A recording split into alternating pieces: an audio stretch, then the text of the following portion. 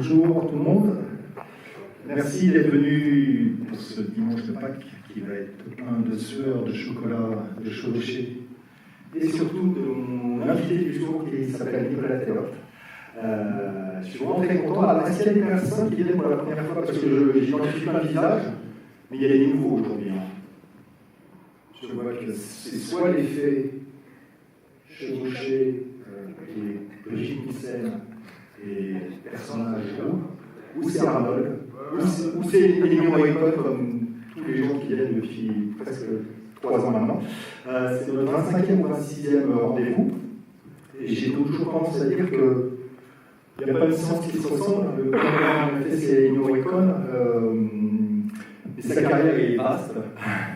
Et moi, ça faisait un moment, j'ai un ami très proche qui adore. On a fait un truc bizarre aujourd'hui, on n'a pas passé Ennio Morricone avant la séance. Est-ce que vous avez reconnu la BO qui passait pendant cette séance? Conan, bravo, je vois qu'il y a des frais, des purs.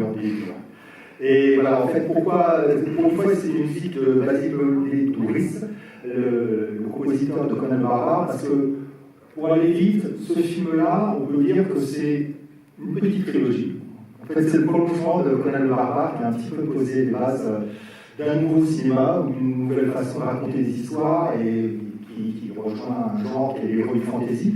Et voilà, Ennio Morricone a participé dans ces multiples films et collaborations à ce film de Richard Fleischer qui vient après Conan le Barbare, après Conan le Destructeur, réalisé par Richard Fleischer. Et j'ai invité Nicolas, puisqu'il a écrit un très beau livre chez Marès Éditeur consacré à la carrière de Fleischer, qui s'appelle Richard Fleischer en œuvre, que vous pouvez acheter dans une petite boutique éphémère du Ciné-Club. Et il y a aussi une autre publication chez Marès qui est les mémoires de Richard Fleischer. Donc les livres sont très complémentaires, à mon avis. Et c'est vrai que pendant longtemps, c'est un auteur, il y avait très peu de matériel existant. Moi, j'avais une édition, je la ramènerai tout à l'heure, chez Eddig, qui existait sur plein de réalisateurs hollywoodiens. Et c'est vrai que Richard Fleischer, c'est une carrière énorme. C'est-à-dire que chez Eddig, on venait pour Arnold, mais on vient aussi pour voir des films de Richard Fleischer, et à la fin, on a tous dans le panthéon personnel de cinéphiles 1, 2, 3 ou 10 films, parce qu'il en a fait 40, et il y a quand même une moitié de très grands chefs-d'œuvre. Et juste pour présenter un petit peu Nicolas, il est aussi rédacteur adjoint et derrière la 7e obsession depuis des années. Ça, c'est le dernier numéro qui est consacré à Scarface. Le prochain, autour de Cannes, sera autour de George Miller. Vous avez vu la bande-annonce de Furiosa. Et j'en profite aussi pour vous dire qu'en plus du livre, je suis très content de pouvoir offrir. Tout à l'heure, il faut que je pose une question bien dure parce qu'il y a des fans ici. Pour vous faire gagner une affiche qui a été créée, donc c'est Renato Casaro, qui est un grand illustrateur affichiste italien, qui a remis un peu le couvert pour Studio Canal, qui est libre droit du film, pour l'édition du film et sa restauration en DVD et en Blu-ray. Et là, la copie que vous allez voir, c'est une copie qu'on a très peu vue en salle, mais qui vient en effet de cette restauration pour l'édition du film qui a eu lieu il y a à peu près 2 ans pour la vidéo. Donc, je te laisse la parole maintenant. Et juste aussi pour vous dire que je n'ai pas encore de date ou de film à vous annoncer pour le Carolino d'avril. Ça se mélange toujours un petit peu avec la programmation de la salle. Là, vous avez en ce moment le jeu de la Reine. Juste après, normalement, il devrait y avoir Civil War. Donc voilà, il faut que moi je me glisse un peu dans les interstices des dimanches matins. Donc, restez accrochés aux réseaux sociaux du Max Malheur, vous saurez ça bientôt. Nicolas, je suis trop content de t'avoir.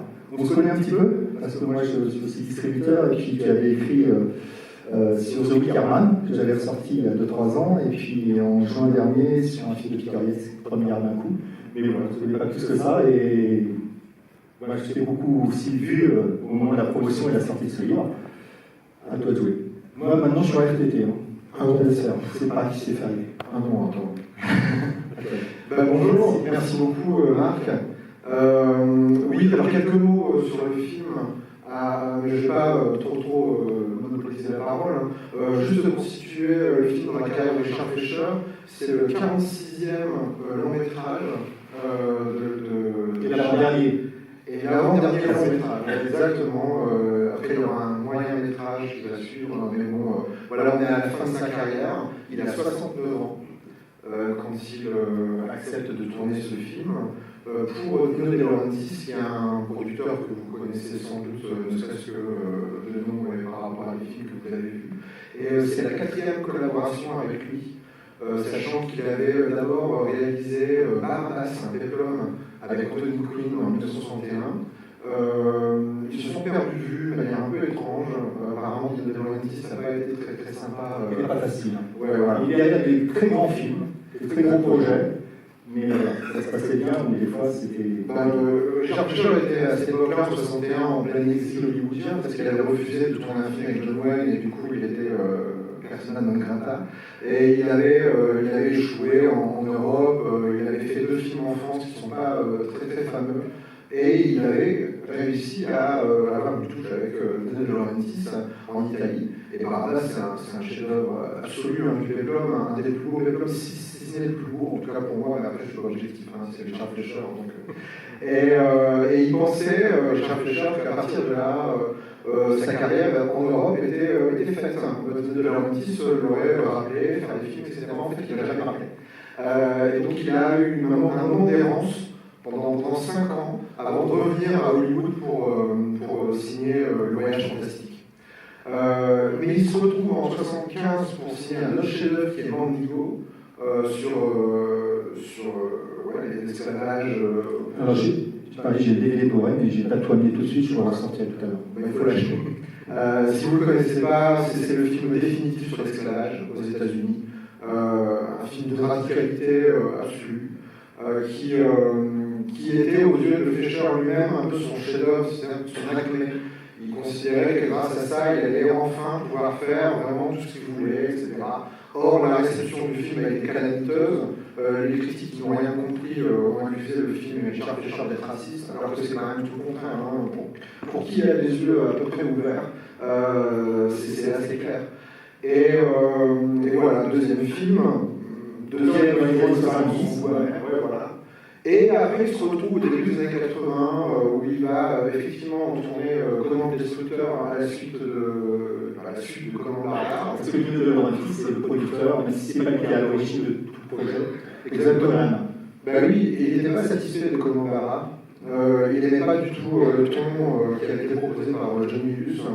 Et il a été chercher Richard Fleischer, avec qui il était en confiance, pour faire un film plus léger. En fait, c'est un film d'aventure hollywoodien où il y a un peu d'humour, enfin, beaucoup moins pessimiste et noir que Conan Barbare. Ce qui est paradoxal d'aller chercher Richard Fleischer, parce que John Milius s'était inspiré des Vikings de Richard Fleischer pour faire Conan Barbare. Donc on demande à Richard Fleischer de trahir sa propre influence en quelque sorte. Puis qu'il y a toujours eu une vision assez pessimiste en fait dans cette histoire et dans ce qu'il raconte. Il aimait beaucoup la comédie, mais il n'aimait pas mélanger les gens. Et c'est vrai que Conan le Destructeur a un aspect comique, même à la fin avec la créature involontairement comique. Il y aura une création d'une créature encore. Il y a une petite araignée domestique tout à fait agréable. Il n'y a pas de serpent comme dans Conan. Il y a un. D'accord, il y a une espèce de serpent aquatique, mais c'est pas aussi clair que ça. Et voilà, toujours pour faire plaisir à Dino De Laurentiis, il accepte de faire Red Sonja, Calidor. Mais dès le départ, en fait, comme à peu près toute l'équipe, il est à peu près sûr que ça ne va pas être un bon film. En tout cas, il se demande ce qu'il était à faire dans cette galère. Et vous aussi, non. Et non, oui, alors c'est sans doute pas le meilleur film de Richard Fleischer, le sans doute et de trop, c'est tout à fait clair. Mais c'est un film qui a énormément de charme, et je pense que c'est en grande partie dû à l'intervention, à l'investissement de Richard Fleischer qui a modifié le scénario au fur et à mesure du film pour essayer de faire quelque chose qui tienne, quoi, en fait. Mais il n'est pas le seul, vous allez voir, on en reparlera après, les décors, la photographie, il y a quand même énormément de belles choses à défendre dans le film, et puis il y a un propos très étrange, sur lequel on reviendra après, parce que c'est censé être un Conan Barbare au féminin, peut-être qu'on pourrait croire que c'est justement un film qui défend des valeurs un peu féministes. Bon, en fait, pas trop. On en parlera tout à l'heure. Et c'est marrant ce que tu dis, parce qu'en fait, Donc, la star, à ce moment-là, quand le film sort, c'est évidemment Schwarzenegger. Il est juste après Terminator.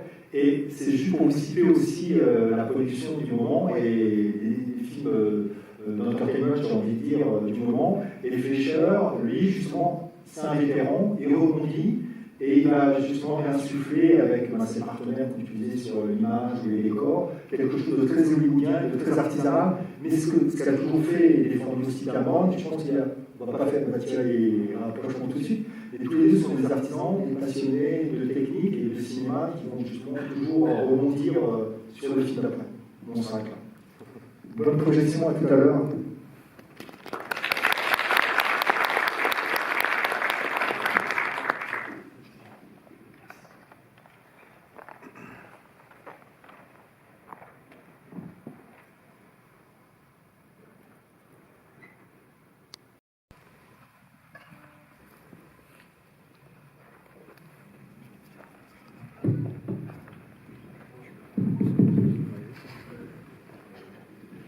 Oui, tout à l'heure, je n'ai pas posé la question.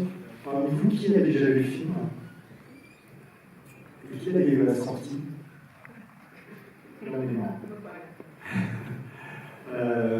Non, c'est important. C'est vrai que tout à l'heure, je faisais une petite référence parce que je pensais au film sortir au même moment, et puis il va y avoir un très très bel événement autour de James Cameron, la Cinémathèque française. On en a pas parlé tout à l'heure, mais il y a une très belle rétrospective à la Cinémathèque française de tous les films de Richard Fleischer. On va parler de Richard Fleischer, mais on va commencer par le commencement et aussi par Morricone, parce que cette musique, moi, je ne la connaissais pas beaucoup, à part ce thème qui revient, qu'on a un peu modifié, qu'on a présenté. Et c'est le principe, en fait, de ce cinéma, c'est vraiment se remettre dans le contexte du film, la musique de Morricone. Et cette musique, elle a été rééditée récemment chez Quartet Records, donc en CD, et des fois ils font aussi des vinyles, et c'est eux qui avaient fait un très très beau travail de réédition très complet sur le plan des Siciliens, on connaît beaucoup mieux. Et c'est vrai que là on parle, je remercie encore Studio Canal de nous avoir fourni la copie restaurée 4K pour la salle, mais ce travail-là, c'est vrai qu'on peut le faire que s'il existe et s'il est fait par des fois des grosses compagnies comme Studio Canal ou des petites maisons d'édition discographique ou de livres qui nous permettent de parler des films, les découvrir, les faire partager. Et moi, je vais commencer par une question toute bête, après on reviendra plus précisément sur le film, mais tu écris, tu fais beaucoup de choses, et pourquoi Fleischer déjà? Parce que j'aime beaucoup. Oui, mais on a plein de réalisateurs qu'on aime, et par exemple, qu'est-ce qui te rattache particulièrement à le choix de faire venir ce livre? J'en profite pour dire que ça, c'est une réédition, que la première édition était épuisée, et là, c'est une version pas plus simplifiée, mais sans les illustrations. Voilà, si vous voulez vraiment vous le procurer, c'est important. C'est beaucoup de travail, en fait. Ah oui, carrément. Mais j'ai dû le faire en relativement peu de temps. Parce que en fait j'avais proposé, c'est scénariste qui était venu me voir en me disant tu ne voudrais pas qu'on fasse un débat ensemble, donc un livre, évidemment. Et je lui avais dit oui, il y a plein de cinéastes que j'aimerais bien aborder, et j'avais cité Robert Wise, Henri Hathaway, et puis Richard Fleischer, c'était vraiment quelque chose qui me... Richard Fleischer c'était parmi mes préférés, et tout de suite il m'a dit voilà, écoute, ça tombe bien, parce que je suis en train de traduire ses mémoires, de faire traduire ses mémoires. Donc, il y a une autre livre où voilà, c'est ça. Et donc, l'enjeu, c'était de réussir à écrire un livre en relativement peu de temps pour coller à la sortie des mémoires de Richard Fleischer, qui était prévue pour quelques mois plus tard. Et qui devait sortir absolument parce qu'il y avait une subvention, il y avait un calendrier à respecter. Et voilà, exactement. Et du coup, j'ai relevé le défi. J'avais déjà vu la plupart des films de Richard Fleischer. Il y avait quand même quelques manques. Il y a quand même des films qui sont très difficiles à voir, qui sont rares. Par exemple, c'est comédie. Il y a même un film que je n'ai pas vu, le tout dernier, qui a été réalisé pour un parc d'attractions. C'est ça, c'est un moyen métrage. Voilà, c'est ça. Donc c'est très bien. Je n'ai pas connaissance complète de la filmographie de Fleischer. Je ne pense pas qu'il était présenté à la Cinémathèque, je crois. Par contre, des choses calmes, donc c'est voilà. un procédé. C'est très compliqué à voir. Et alors, juste pour. Parce qu'en fait, il y a plein de gens qui. Peut-être que ça va toute sa carrière, mais c'est vrai que c'est des gros titres, enfin ceux ton portrait personnel, par exemple. Je dis pas ceux pointus qui aimeraient faire découvrir, mais toi, enfant, j'ai envie de dire. Oui, comme tout le monde, j'ai envie de dire, je pense qu'il y a les Vikings avec Kirk Douglas et Tony Curtis. Ensuite, il y a le Voyage fantastique dont je parlais tout à l'heure, qui est quand même un film merveilleux. En tout cas, quand on est enfant, ça marche absolument. Ses couleurs, ses décors, et puis cette histoire d'exploration d'un monde intérieur. Et puis Soleil Vert, qui m'a très très vite marqué. Comme tous ceux qui, voilà, on est tous pareils. Et c'est un peu cela, avec d'autres qui se sont accumulés au fur et à mesure du temps. Par exemple, adolescent, j'ai découvert Les Tremblements de Boston, qui est un chef-d'œuvre absolu aussi, hein, 68 avec Tony Curtis, magistral. Et puis L'énigme du Chicago Express, beaucoup plus ancien, le film qui clôt en partie sa carrière à la RKO dans les années 40, qui est un thriller génial, hein, un film de mise en scène pure qui se passe régulièrement dans un train. Très tendu, dans les scénarios, son décor, exactement. C'est là où j'arrive. Donc voilà, c'est cela. Après, on peut en citer tellement. Il y a vraiment des trilogies de chefs-d'œuvre. Hein. Tu disais qu'il y avait moins la moitié, mais oui, largement. En fait, il y a très peu de mauvais films. Enfin, je ne sais pas si vous voulez considérer Calder comme un mauvais film, moi pas du tout. En fait, c'est vraiment, je te fais parler là-dessus, mais il faut se remettre dans le contexte de la sortie du film. C'est-à-dire que nous, maintenant, avec notre œuvre, si on regarde le Voyage fantastique, on peut trouver ça ridicule parce qu'on était. Ma fille était dans la salle, elle a vu l'aventure intérieure, c'est la même histoire, mais Dante arrive après Fleischer, et je pense qu'il faut voir le film à son époque et dans quel contexte de production, de technique qui peut être fait. Moi, je vois tout le savoir-faire de Fleischer encore dans ce film-là, sachant que c'est un vétéran de Hollywood, on est dans les années 80, et que je pense qu'en fait, le film est à la hauteur de son projet, en fait, et de ses moyens, et de ce que lui va insuffler. Et c'est ça, en fait, je pense, parce qu'on parle de Fleischer, de quelqu'un d'éclectique, qui a touché à tous les gens, mais en fait, c'est toujours le service du film et les conditions qu'il avait. Des fois, ça devient titanesque et c'est vaincu sous les lèvres, et il travaille avec Disney, mais il faut toujours relever des défis. C'est-à-dire qu'il y a des films très simples sur le papier, parce que les Chicago Express, on dit c'est très simple, et c'est pareil, il y a toute une intrigue dans un décor unique qui est un train au cinéma, avec plein de personnages, et ce que ça implique avec une équipe d'être dans un compartiment, dans le couloir du train, etc., et puis de créer une tension. Et puis c'est quelque chose qui vient du montage, donc c'est vrai que tout ça, je pense que ça se ressent dans tous ces films, qu'ils soient mineurs, majeurs, des chefs-d'œuvre, ou comme celui-ci peut-être. Et puis aussi, on en parlait tout à l'heure, en revoyant le film, avec ce personnage du prince, et puis les décors, l'imagerie, etc., on est dans les années de Indiana Jones et le Temple Maudit. Et c'est pareil, le Temple Maudit, c'est pas les aventures de l'Arche perdue. Et là, je pense que c'est pareil, ça se fait.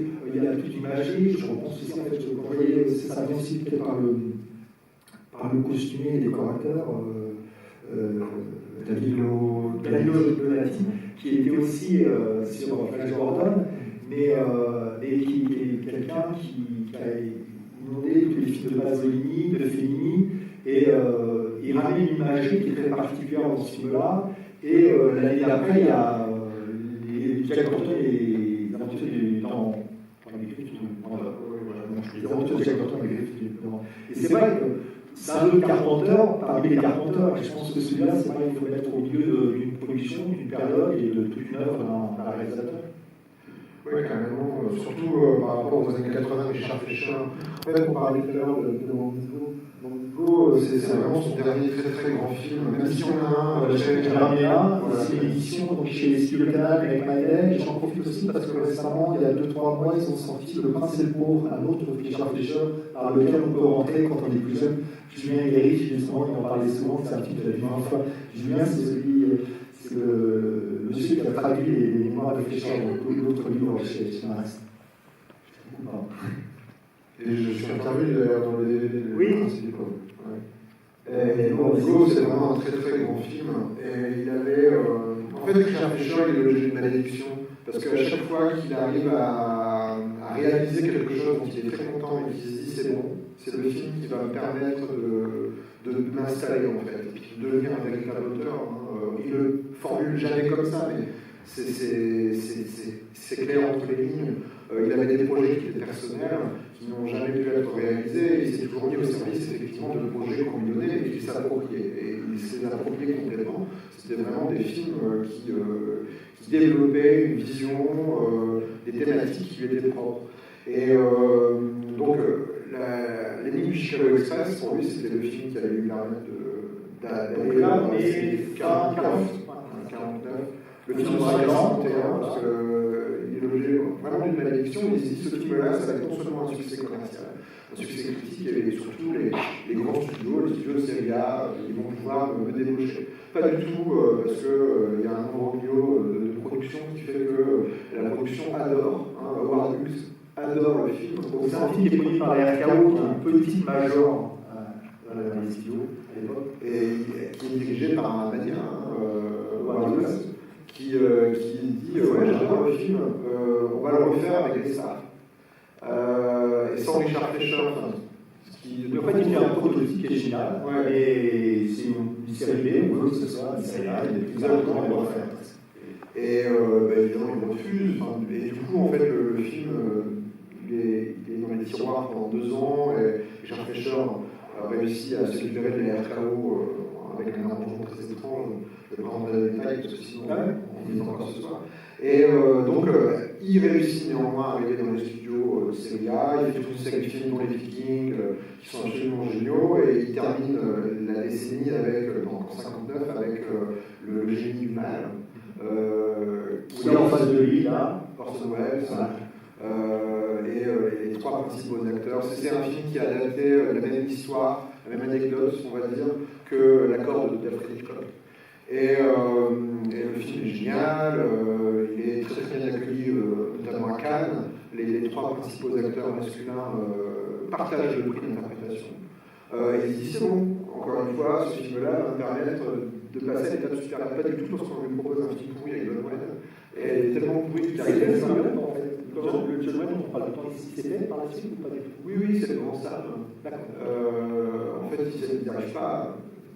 On n'arrive pas, personne n'arrive à savoir comment ce film peut se terminer. Et le fait qu'il se termine par une grande bagarre dans un salon, qui se termine à n'importe quel point. Et donc il refuse, et c'est là qu'il entame sa traversée du désert. Là, on est à la fin des années 50. Ouais, 59. Donc c'est là, il va faire 2 films en France qui sont pas terribles du tout. On est d'accord qu'à ce moment-là, c'est ce que j'ai fait le film, le fameux missionnaire. Voilà. Le missionnaire, c'est son premier film de série A, le premier film de studio, celui qui va vraiment l'installer chez dans la Fox, par exemple, tous ces studios-là. Il a quand même, il y a un moment, c'est un peu les montagnes russes. C'est toujours les montagnes russes, et il y a quand même déjà des très grands films qui, pour l'époque, sont quand même des succès, où il y a la hauteur du projet. Mais il est toujours en attente d'autre chose. Est-ce qu'il a envie peut-être de porter des projets? C'est ça, il avait des projets personnels dont il parle très peu, mais il avait des films historiques, des choses comme ça, et il n'a jamais écrit de scénario lui-même, c'est-à-dire qu'il n'a jamais écrit un scénario qui a été porté après chez les producteurs, etc. Par contre, il a beaucoup réécrit les scénarios qu'on lui donnait. Il n'a jamais porté un projet personnel. Quoi. Et ça, c'était vraiment une sorte de manque pour lui. Hein. Et chez Moïgo, je te coupe aussi parce que j'ai oublié, parce qu'on en reparlera un petit peu après, il y a déjà Dino De Laurentiis derrière. Voilà, ouais. C'est marrant comme quoi, en fait. Il le retrouve après avec Barabas. Mais en fait, à la fin des années 60, juste après l'aventure, pas l'aventure intérieure, mais le voyage fantastique, il y a toute une série de films qui est géniale. Il y a Soleil Vert, Le Fils dans la nuit, Terreur aveugle, Les Compagnons de la dernière chance, enfin, vraiment, c'est extraordinaire. Et Mandigo, c'est un peu l'apogée, quoi, en fait. Et il pensait vraiment qu'avec un film comme ça allait faire un événement et qu'il allait laisser son empreinte suffisamment pour que, on le suive dans des projets plus audacieux encore. En fait, l'audace est telle dans Mandigo qu'il y a un point de non-retour qui a été atteint et il n'y a jamais plus aucun film vraiment d'importance qui lui seront proposées, parce que c'est pas qu'on lui fait pas confiance, mais Mandigo a vraiment un point de retour, quoi. Et même pour lui, en fait, il s'est tellement donné dans sa carrière, il s'est tellement donné pour chaque film, puis ça fait la 4e fois qu'il se dit enfin j'y suis arrivé, et que en fait non, ça ne marche pas. Enfin, c'est un peu douloureux, et puis il a déjà 60 ans finalement, ouais, c'est ça, à l'époque de Mandigo. Parce qu'on a oublié de le dire, il commence très jeune, il commence d'abord monteur, enfin, d'autres. Bah oui, alors, pour reprendre sa carrière, c'est un peu particulier. Déjà, il est le fils de Max Fleischer, hein, le pionnier de l'animation qui était le concurrent numéro 1 de Walt Disney. En fait, Walt Disney lui a piqué beaucoup de choses, et Max Fleischer lui en voulait énormément. Sa carrière, en fait, à Max Fleischer, ça arrête à cause de Walt Disney. Mais bon, Richard Fleischer, lui, c'est pas du tout un enfant de la balle, c'est-à-dire qu'il n'a pas été dans le cinéma tout de suite. Il a fait des études de médecine, en fait, des études de psychologie. Il voulait devenir psychologue, psychanalyste, c'est vraiment quelque chose qui le fascinait, notamment pour tout ce qui est dérèglement mental, moral. C'est juste pour savoir sa géographie, c'est un fait, puis dans sa façon de s'aborder les personnages. Notamment les personnages torturés, les personnages de criminels, ça c'est quelque chose effectivement qu'on voit constamment dès le départ en fait, hein, avec l'assassin sans visage qui est un polar de RKO qui a été réalisé de 3 ans avant Ligne Chicago Express, qui est génial, hein, vraiment le premier film de profilage par rapport à un tueur en série. Et en fait ils vont en faire plein d'autres, il y a la Ligne Chicago Express, il y a aussi l'étrangleur de Boston, pardon. Et puis l'étrangleur de la place Remington.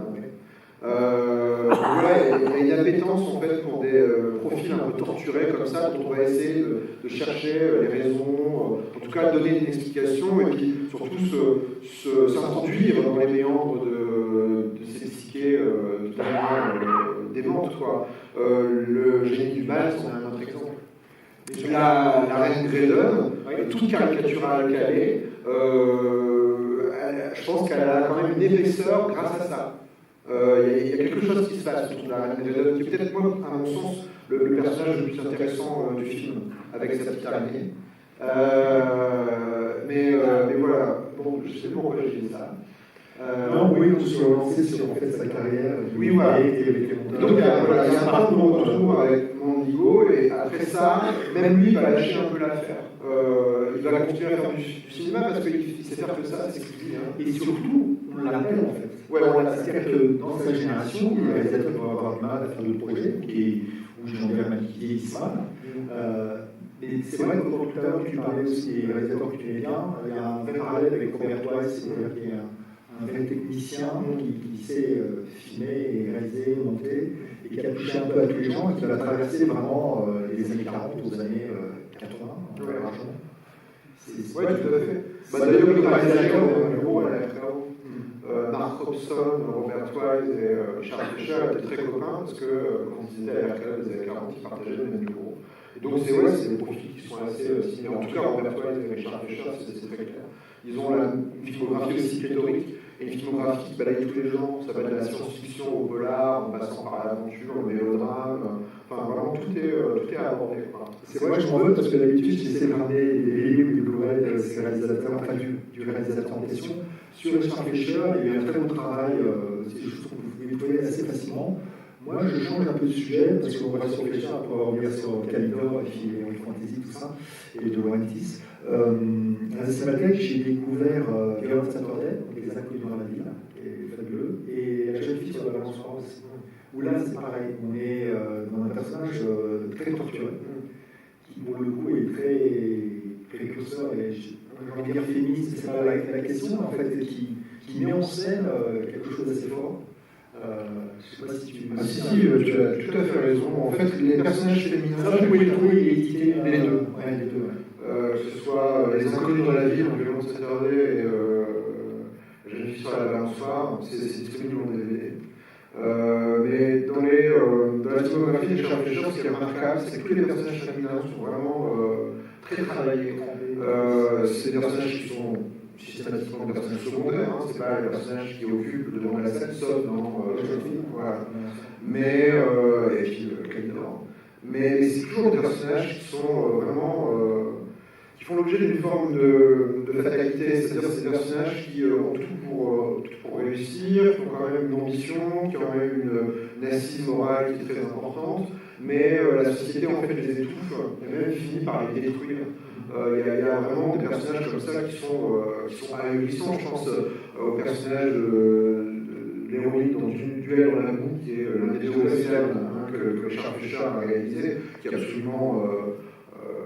C'est même plus émouvant, c'est une tragédie incarnée, quoi. Et il y a vraiment à cœur chez Richard Fisher de parler de la condition féminine, pas forcément dans une perspective féministe, mais vraiment pour remettre en fait le personnage féminin au cœur de l'action, et puis montrer aussi que les femmes ont été, c'est une réalité, les victimes en fait de la société, qu'elles soient américaines, c'est quand même le propre du propos de Fisher, mais aussi à travers l'histoire. Et à chaque fois qu'il s'intéresse à ça, c'est pour vraiment dénoncer, ça fait un peu auteur engagé, mais en tout cas, mettre en lumière les problématiques que peuvent rencontrer la condition féminine. Et ce qui est intéressant, c'est par exemple au Soleil Vert, le fameux mobilier. Je ne sais pas si vous avez tous vu Soleil Vert, mais les femmes dans Soleil Vert sont réduites à du mobilier. Littéralement, c'est-à-dire on les appelle telles quelles. C'est le mobilier. Et il y en a aujourd'hui, à chaque fois que je présente le film, qui sont juste en disant mais c'est pas possible, c'est pas très féministe. Bah oui, non, ça ne l'est pas, parce que c'est une dystopie. On est en train de montrer une société où tout a dérapé. Ah bah là, les combats féministes, visiblement, dans le futur, sont battus en vache. Et les femmes ne sont plus qu'un élément du décor comme un autre. Et quand on loue un appartement, on loue la femme qui est avec. Donc ouais, il y a vraiment une approche dans le cinéma de Richard Fisher et un soin qui tend à montrer les femmes, non pas sous un jour forcément, montrer la condition féminine telle que lui l'aperçoit et telle qu'il s'en désole.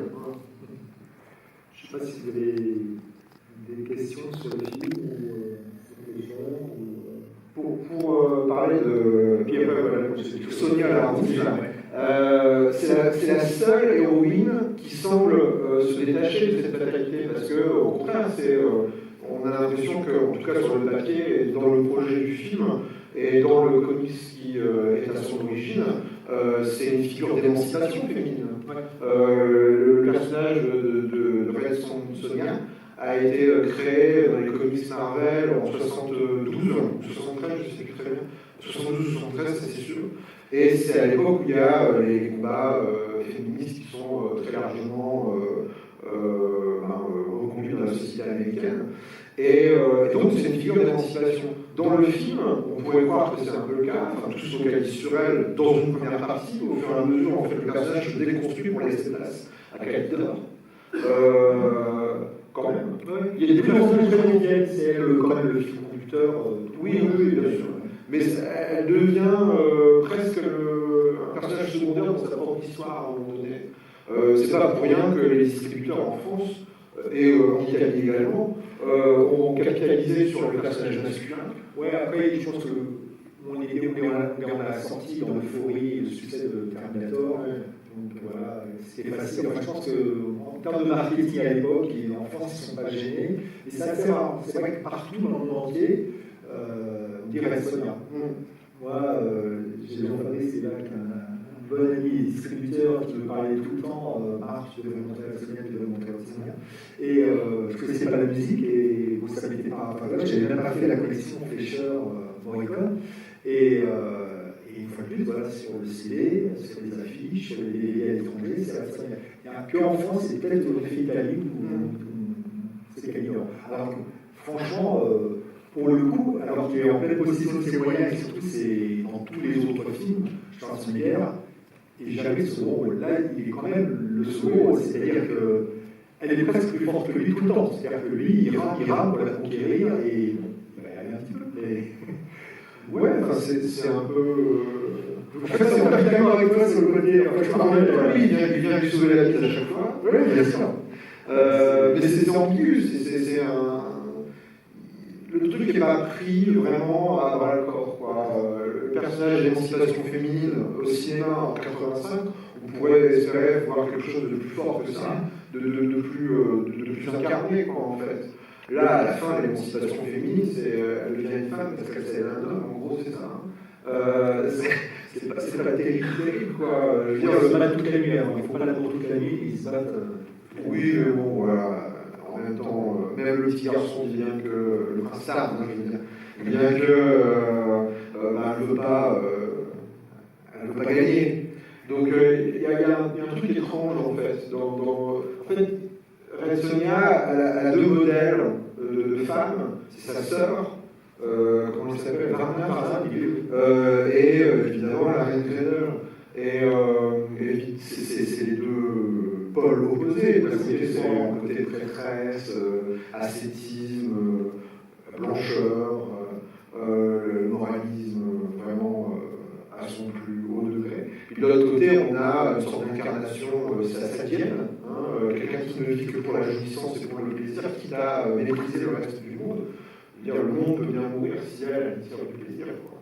Et en fait, elle ne choisit ni l'une ni l'autre. Enfin, elle devient la femme de quelqu'un. Et le point commun, alors, avec les computers, je parlais de mythologie, donc c'est la mythologie, et de cette galaxie autour de ces personnages. Donc, c'est vrai que tu parlais des comics, mais avant, il y a écrit le générique, enfin, il y a un générique, c'est Robert E. Howard, qui est un romancier qui a fait plein de pulp, donc qui a développé plein de personnages, justement. On a bâti après les héros de fantasy, et dans la lignée les parents de Tolkien, qui va faire aussi la même chose, dans les mêmes années ou un petit peu avant. Et donc cet écrivain, il a notamment donc, développé le personnage de Conan le Cimmérien, qui va devenir Conan le Barbare au cinéma. Et dans toute cette galaxie de personnages, en effet, il y en a un qui s'appelle Red Sonja. Et ce qui est intéressant, c'est que Sandra Bergman, donc, qui fait la reine Bélétone, était la compagne, devient la compagne de Conan dans Conan le Barbare. Elle fait une apparition dans Le Destructeur, et au début, Richard Fisher lui propose le rôle de Red Sonja, et elle, ce qui l'intéresse plutôt pour une fois, c'est de faire la méchante. Et qu'elle joue très bien d'ailleurs. Elle joue très bien. Un petit peu le cabotrin, mais c'est celle qui s'en sort le mieux, je trouve. Et après, il y a quand même tout un design que j'apprécie beaucoup, et qui tient justement, j'ai envie de dire, au côté italien du fils. En effet, il y a la production de Laurentiis, c'est sa fille qui gère déjà depuis quelques années, après de Laurentiis, les productions. Il ne faut pas oublier que donc, juste autour, il y a un autre grand film, en ce moment, il y a un film qui a envoyé tous les écrans français, vous avez peut-être vu ici, qui est Dune, donc il y a une version de Dune de David Lynch produite par de Laurentiis. Juste avant aussi, elle a pu produire un autre film qui vient du comics de la BD, qui est Flash Gordon. Et c'est vrai que quand on repense à tous ces films-là et ces productions de Laurentiis, il y a toujours cette imagerie, mais qui tient justement aux techniciens qui sont derrière, parce que je pense qu'il ramène quelque chose de très italien dans leur savoir-faire, dans leur approche. C'est-à-dire qu'on est avec un réalisateur américain, très hollywoodien, mais c'est peut-être ça qui, quand on parle des fois de choses un peu moins réussies ou toc, c'est pas que c'est toc, c'est que le savoir-faire de l'époque, au moment où justement autre chose va arriver, c'est-à-dire que les effets numériques ne sont pas encore là. Et quand tout à l'heure on parlait de Schwarzenegger qui est capable de cinéma avec Terminator, voilà, Cameron avec Terminator, il y a encore beaucoup dans l'artisanat, et puis ça, il va développer autre chose après. Oui, moi je trouve que le grand charme qui dégage du film, il tient au décor et au design, en fait, au costume. On parlait de Danilo Donetti tout à l'heure, c'est vraiment lui qui est responsable de tout ça. Et il quand même tout le temps. Le film est habité par le gigantisme. Tout devient gigantesque. Il y a les nouvelles extérieures, mais même les décors intérieurs, enfin, il faut les construire, même des sculptures. Cette arène avec le Sorman, le maître d'armes, évidemment, c'est-à-dire c'est presque une arène de gladiateur, mais au milieu d'un décor naturel. Il y a des fois des vrais trucages, des paintings, des choses comme ça à l'ancienne. À l'époque, voilà, ça se faisait encore. Et même ce décor, je pense à ça parce que moi j'ai été aussi accessoiriste, mais j'ai halluciné sur ce décor avec toutes les bougies allumées. C'est-à-dire que voilà, comment toute l'équipe évolue là-dedans, et surtout, non seulement ça fait super de la lumière, mais il fait faire une chaleur là-dedans, je ne sais pas comment ils ont J'aimerais bien voir le making-of de cette scène. Alors ça devait être bienvenu parce qu'en fait ils étaient frigorifiés pendant tout le tournage. Parce que les extérieurs ont été faits dans les assuries. Ils étaient gelés en permanence. Alors imaginez qu'ils sont en moitié nus. Donc ça ne devait pas être facile. Et puis y compris dans les studios de Laurentiis, la Dinocita, qui était fermée depuis 15 ans peut-être. Ça, ils rouvrent les studios, mais il n'y a rien qui va. Je veux dire, l'électricité ne fonctionne pas, il n'y a pas d'eau, il n'y a pas de chauffage. Donc ça fait partie un peu des très mauvais souvenirs que Richard Fisher regarde du film en fait. C'était vraiment assez épuisant. Et je vous rappelle, il y a 62 ans, quand il fait ce film, on pourrait espérer qu'il ait tout le confort possible, imaginable. En fait, même si on se dit, bah, tiens, tu vas faire un petit tournage en Italie, là, c'est pas du tout l'image de carte postale qu'on peut attendre de ça. Mais sinon, effectivement, les décors sont absolument hallucinants. Les costumes aussi, il y a ce côté. Il y a à un moment donné une armure d'homme poisson dans je ne sais plus comment il s'appelle, le mec qui fait le paillage. Mais tout est délirant, et puis il y a un côté effectivement assez onirique qui effectivement peut faire penser un peu aux dunes de David Lynch. Il y a ce côté presque surréaliste dans la production qui moi me plaît beaucoup, y compris dans ce château de la Reine Vénel qui est une sorte de château sadien. Avec tout ce qu'on peut imaginer, vous savez, c'est ça, il parlait de bloc d'abîme, c'est ça quoi, ce château c'est un bloc d'abîme qui tire son triomphe de sa décadence, c'est-à-dire le fait que tout s'effondre, que tout devienne ruine au fur et à mesure, c'est très cohérent avec la vision que ça peut avoir, quoi, et que peut-être Richard Fisher a été fusé dans cette littérature. Et puis cette salle du trône, elle est aussi hallucinante. On a l'impression d'être dans un hôtel AU, mexicain, avec des squelettes partout, qui sont à moitié habillés, avec des voiles noirs, une sorte de cathédrale baroque, quoi, gothique. On n'est pas loin du gothique d'ailleurs, avec le château de la Reine Vénel. Et même son costume, il est super impressionnant, je trouve. Elle l'a très bien, en tout cas. Le masque permanent, elle n'a pas de maquillage, c'est super beau, quoi. Et il y a beaucoup de. Tout à l'heure, je pensais à Jack Burton parce qu'il y a ce côté. Et puis même, je repensais à l'Empereur Ming dans Flash Gordon. Il y a un côté très asiatique dans les références de costumes, de choses, qui est différent, je pense, de ce qu'a des possibles qu'a ouvert Milius dans Conan le Barbare. Et ce qu'il avait aimé dire, justement, qu'en s'appropriant cette histoire-là, en fait, elle n'était pas datée, c'est-à-dire qu'il pouvait se permettre des références. C'est pas le Moyen-Âge, c'est pas l'Antiquité, voilà, c'est quelque chose de nouveau qu'ils ont développé et qui était possible justement grâce à cet auteur-là. Oui, et puis grâce surtout au même si on était beaucoup plus loin, évidemment, dans Conan. Là, c'est vrai que les choses sont beaucoup plus, même on va parler un petit peu en vitesse de la photo. Là, on est plus dans la démo et dans la noirceur dans tous les sens du terme avec Conan, tandis que là, il y a beaucoup plus de couleurs. Parce que Milius, il s'inspire vraiment de là quand il fait son film, tandis que ce que voulait De Laurentiis, c'était pas voir si c'était des adaptations comics en fait, qu'il voulait faire du Marvel. C'est pas pour rien qu'effectivement à la même époque, il a le projet de faire, il le réalise, de faire Jordan, quoi. Et donc il y a ce côté en fait pop, coloré, un peu grand guignol aussi, pourquoi pas, qui est recherché en fait par De Laurentiis. C'est pour ça qu'il confisque un petit peu le personnage de Conan à John Milius et qu'il le confie à quelqu'un en qui il a confiance, Richard Fisher, en lui donnant un cahier des charges. Parce que l'idée, en fait, c'est de coller à l'imagerie et puis aux scénarios qui ont été développés dans les années 70 par les comics de Marvel, notamment par Roy Thomas. Et tout cet imaginaire asiatique, en fait, il est issu de l'esthétique des comics des années 70 qui sont fascinés par les films d'arts martiaux, etc.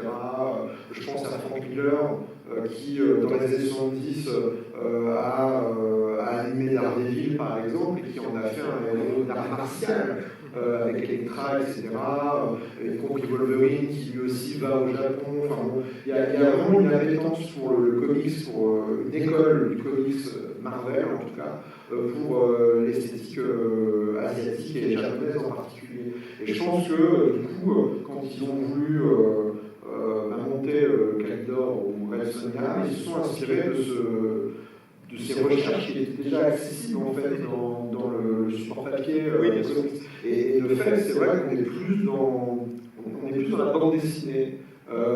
C'est d'ailleurs une des raisons pour lesquelles souvent on méprise un petit peu Red Sonja et puis Conan le Destructeur, parce que ouais, effectivement il y a Monument Minus qui est derrière, évidemment, qui en fait beaucoup de monde, mais aussi parce qu'il y a ce côté BD, ce côté un peu décomplexé, ce côté qui assume la dimension grotesque, l'humour, il y a des punchlines rigolotes, quelquefois qui tombent à côté,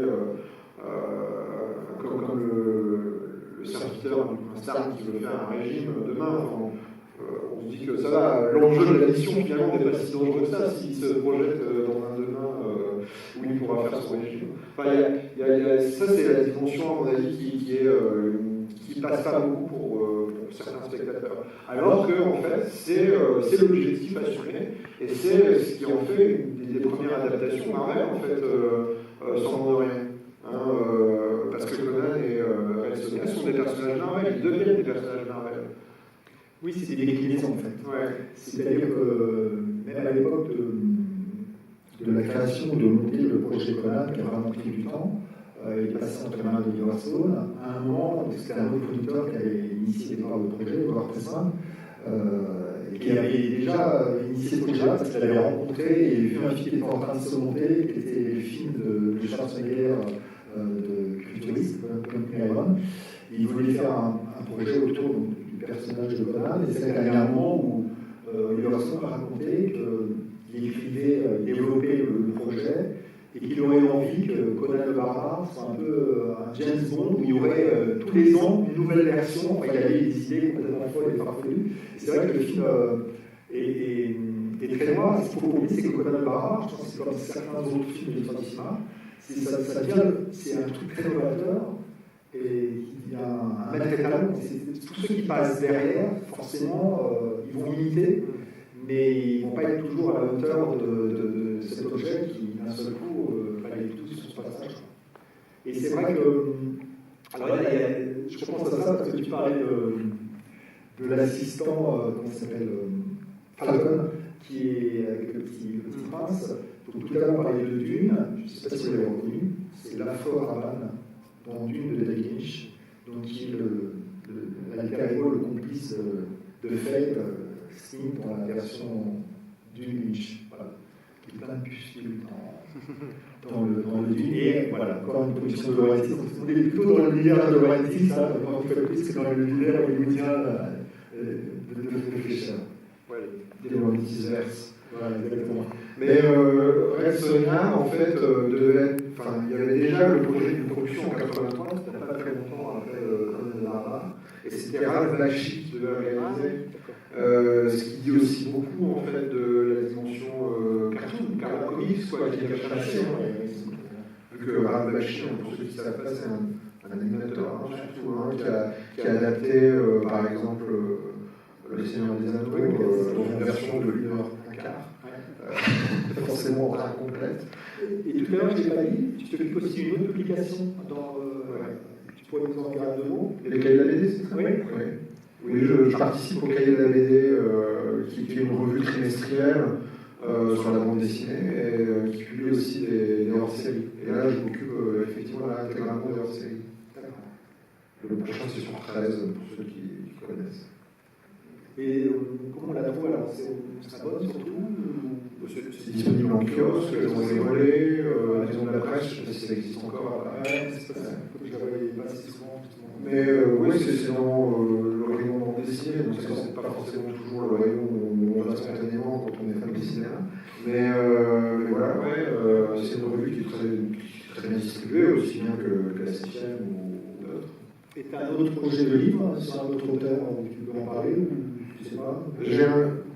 J'ai un livre qui est écrit et qui devrait paraître l'année prochaine, mais c'est pas sur un auteur, c'est sur un film sur la garçonnière de Billy Wilder. Donc, c'est pas tout à fait le même univers. Et ça devrait sortir, si je ne change pas d'avis entre temps, chez Rouge Profond, en 2025. Sinon, je reste un peu sur les auteurs que j'avais cités auparavant. Si j'avais le courage et l'énergie de m'atteler à Robert Wise, ce serait vraiment avec beaucoup de bonheur, parce que c'est un autre réalisateur que j'aime énormément. Et le défi, en fait, dans ces filmographies pléthoriques, c'est d'essayer de trouver un fil conducteur, c'est-à-dire de ne pas simplement dire ouais, il y a ce film-là, il y a ce film-là, il y a ce film-là, c'est-à-dire qu'il y a un ensemble, il y a une œuvre. C'est pour ça que Calidor, c'est un film qui a beaucoup de charme, etc., et que j'aime aussi parce que pour moi il fait partie d'une histoire qui c'est le Fleischer, et même si c'est un film un peu crépusculaire, c'est-à-dire dans sa carrière, hein, le film en lui-même n'est pas crépusculaire, il me semble qu'il est relativement lumineux, mais on est au crépuscule de sa carrière, et on sait, il a raconté, il ne s'en est jamais caché, il était fatigué, il est allé un petit peu en reculons parce qu'il n'avait jamais fait 2 fois le même film, et là en fait il enchaîne comme le destructeur, et puis juste après. Et puis celui-là, il sortait de la mythie 3D. Voilà, toujours avec le Lantis. Donc voilà, et pourtant, il fait le job.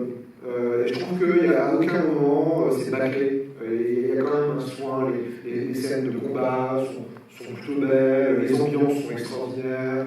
Quand il y a un acteur qu'il peut diriger, tout de suite ça donne quelque chose de formidable, notamment avec Sandra Bergman. Moi je trouve que vraiment elle domine le film en termes de. J'ai trouvé la question pour faire gagner le film. Et voilà, et le dernier long métrage qui va être réalisé 3-4 ans après, c'est $6 millions, je l'ai vu, je ne sais plus, qui est pas très très bon quoi. J'ai passé un bon moment. Je l'ai vu sur MyCanal. Mais c'est un peu une sorte de prolongement, un monde fou, de l'histoire de notre film, tout le monde court après Un trésor, voilà. avec une musique qui, dans mes souvenirs, c'est quand même un peu épouvantable. Ouais, mais on est. Alors, tu vois, non, mais c'est évidemment que c'est pas légitime. Ouais. C'est le film fétiche de mon enfance, etc. J'ai saoulé tout le monde à la fin de ma fille pour aller à Fort-la-Latte, voir le décor, etc. C'est l'été, on l'a pas fait. Mais ce que je veux dire, c'est qu'une fois de plus, je pense qu'il faut le mettre à l'aune de cette année de production, de ce qui se fait. C'est pas Police Academy, mais au même moment, il y a Police Academy aussi, où il y a des films chorales comme ça, avec plein de comédiens, et on traverse les États-Unis, en effet. Et dans mon enfance, quand je suis petit et je suis sur France 3 à 10 ans, je dis voir un fou, je trouve ça complètement vache. Et puis il y a un casting génial. Mais pour les Américains, il y a un casting génial, mais qui à nous ne dit pas grand-chose, parce que c'est les comiques de la télé ou des stars du monde. Et c'est vrai que ce film, quand ils sont en France, on fait faire attention. Et juste peut-être, n'hésitez pas à me poser des questions. Mais moi, j'aimerais savoir, dans toute cette filmographie pléthorique, en dehors de Mandingo, des films que tu as déjà cités, quel est, si tu devais donner un conseil à quelqu'un, quel est le film que tu aimerais tirer du lot, qui est méconnu et qui existe, qu'on peut se procurer, tiendra à cœur? Jusqu'à ce que tu me dises qu'on puisse se procurer facilement la vidéo de Nuremberg de Divorce, c'est son tout premier film. Il a été disponible chez RKO dans la petite collection Box, etc. Mais je crois qu'il est plus édité, et du coup ça se vend un peu cher en seconde main. Mais Child of Divorce, son premier film, est extraordinaire. C'est un film d'ailleurs qu'il a coécrit, il est vraiment crédité comme scénariste. Et c'est un film qui en 1946 fait l'état des lieux d'une faillite du rêve américain. Déjà en 1946, le rêve américain n'avait même pas encore inventé. Donc il y a une vision de la famille qui est épouvantable. On a une héroïne tragique qui est la petite fille au centre d'un divorce entre ses 2 parents qui est malmené en fait, psychologiquement en tout cas. Et les parents en fait, qui sont démissionnaires de leur responsabilité vis-à-vis de leur fille et qui cherchent simplement à recommencer leur vie de leur côté. Et elle, au fur et à mesure, elle poursuit une sorte de descente en enfer qui est assez épouvantable, mais absolument génial en termes de mise en scène, de scénario. Et puis on est d'accord qu'il n'y a pas de ça, il me semble. Non. c'est vraiment le premier film où on lui a dit voilà, tu fais ce que tu veux pour faire tes preuves. C'est rare à la RKO les films qui ne sont pas des polars ou des films fantastiques, et les gens de voir. Là, c'est un film un mélodrame, quoi, familial, mais très étrange, avec beaucoup. Alors, il y a une question de maison de poupée, comme chez le dramaturge Ibsen, qui est cité ouvertement. Hein. Mais justement, l'héroïne devient au fur et à mesure une poupée qui est enfermée dans une maison de poupée, quoi. Et à la fin, c'est exactement ça. Et c'est absolument bouleversant. Puis surtout, en termes de lucidité sur l'état de la société américaine à l'époque, c'est absolument visionnaire. Parce que c'est exactement le genre de film qui vont faire le triomphe des années 70 avec la nouvelle Hollywood, où justement on déconstruit l'imaginaire américain. Quoi. Là, il le déconstruit au moment même où il est en train d'être créé. C'est quand même génial. Quoi. Je veux dire, en termes de. C'est pas. Quand on dit Richard Fleischer est un faiseur, non. Enfin, ça commence fort dès le départ. Bon, après, sinon, s'il fallait en choisir un autre plus accessible, ce serait peut-être Terreur aveugle, qui est disponible chez Carlotta, que j'aime beaucoup, avec Mia Farrow, voilà, qui joue une jeune femme aveugle. Et c'est un film de mise en scène pure. Le film est écrit par Brian Clemens, c'est-à-dire le créateur de Chapeau de cuir. Donc il y a un côté anglais surréaliste qui est absolument génial. Et à la fois, il y a une volonté d'aller vers le dialogue, en fait, en termes d'esthétique et en termes de scénario. Et il y a vraiment des scènes ahurissantes. Je n'en dis pas davantage parce que je préfère que les gens le découvrent. Et donc pour tout le monde dans les années 70. Oui, voilà, on est en 72, 71, 72, quelque chose comme ça. Il a fait toute une série de films de manière très très resserrée en Europe. Il y a eu Terreur aveugle, et puis presque en même temps, dans la foulée, il y a eu Les Compagnons de la dernière chance, avec George C. Scott, absolument génial aussi, peut-être accessible également. Un film qui se passe en Espagne, enfin ça commence au Portugal, et après il y a une sorte de road movie en Espagne pour revenir au Portugal. Film crépusculaire à souhait, avec un ancien gangster qui reprend du service, mais en mode suicidaire, quoi. Et c'est vraiment un thriller génial, et puis un film crépusculaire, mélancolique, magnifique.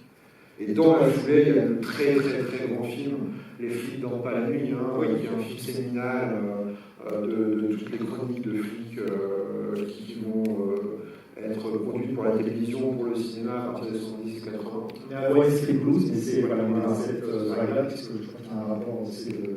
C'est le même, l'auteur de l'origine est le même, ouais, effectivement. Si vous avez des choses, n'hésitez pas, on parle tous les deux. Bon, vous voulez gagner la fiche, si vous voulez, moi je cherche des chocolats, des œufs pardon, au bar. J'ai trouvé ma question. Jean-Fabrice, tu ne peux pas répondre. Non, il y a une personne dont on n'a pas parlé, qui est un très grand chef opérateur. Giuseppe Rotunno. C'est pas ça la question. Non, mais en fait, c'est marrant, vous savez pourquoi? Parce qu'ils sont intimement liés. Moi, je n'arrête pas de le dire, tous ces gens-là, ils travaillaient pour. Mais comme Morricone, donc il y a une autre histoire. Mais en fait, ils se mettaient au service des projets et ils allaient très bien faire un film de Ponte Corvo, un nom et personne, De Palma plus tard, enfin, voilà. Et Giuseppe Rotunno, voilà, c'est comme dit De Laurentiis, en fait. Parce que quand on parle de De Laurentiis, on se dit, ah oui, le mec qui a fait le remake de King Kong, qui a fait Calidor, qui a fait Flagrant, en fait, il a commencé avec les plus grands réalisateurs italiens aussi. Et Rotunno aussi. Rotunno, il a travaillé, c'est le chef opérateur du Dupart, de Rocco et ses frères, de Satyricon, de beaucoup de Fellini. Et il y a plein de points communs avec ces gens-là. Sandra Berman, qui joue la méchante reine, elle débute au cinéma. Elle a son premier grand rôle principal face à Arnold dans Conan le Barbare. Mais elle débute au cinéma, elle fait une apparition dans un film dont Giuseppe Rotunno est le chef opérateur. Il est très italien, mais ce n'est pas un film italien. Alors levez la main, c'est une palme d'or. C'est un film musical. Je suis sûr. Bah oui, c'est un des films préférés. C'est un des plus grands films sur la création, comment on filme la création. C'est un film aussi sur la mort. Bravo, fallait les là. Donc c'est Au-delà de Jazz de Bob Fosse, qui a un très beau film. Et c'est vrai que bah, voilà, comme Morricone, un certain nombre de chefs opérateurs vont émerger dans leur propre pays et après être happés par Hollywood. Moi j'avais ressorti un film de Mac Nichols qui s'appelle Ce plaisir conditionnel, sur lequel il était chef opérateur. Donc vous avez gagné la belle affiche qui est assez rare parce qu'en fait on la voit sur télévisuel chaque année, mais elle n'est pas sortie en France. Et c'est l'équipe du studio Canal France qui l'a commandé à ses collègues allemands, parce que c'est les Allemands qui avaient lancé le nouveau visuel par cet affichiste, donc Renato Casaro. Merci beaucoup Nicolas, merci pour votre présence, merci bien. Je ne sais pas quand est-ce qu'on se retrouve, mais peut-être à la fin du mois d'avril, vous début mai.